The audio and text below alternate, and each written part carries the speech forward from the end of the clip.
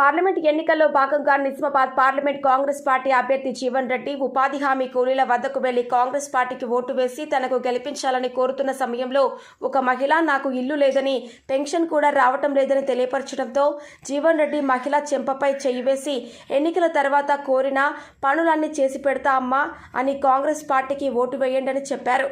మాకు ఇలాంటి చెంపదెబ్బ కొట్టలేదు. దీన్ని కొంతమంది సోషల్ మీడియాలో చెంపదెబ్బ కొట్టినట్లు చేస్తున్న ఆరోపణలు నిజం లేదని సంబంధిత మహిళ తెలియపరిచింది. మాకు ఇల్లు లేదు, తోట లేదు, నాకు పింఛన్ రాదు సార్. వాళ్ళు చెప్పిన ఇంతే అంటున్నారు కానీ మీరు దయచేసి నాకు ఏవి ఉండరంటే దొరసాని దొరసాని నీకేసారి వస్తాయి, దొరసాని చేత అయిన అట్నే అన్నాడు. చేత అయిన దొరసాని వస్తాయి, దొరసాని వస్తాయి అన్నాడు.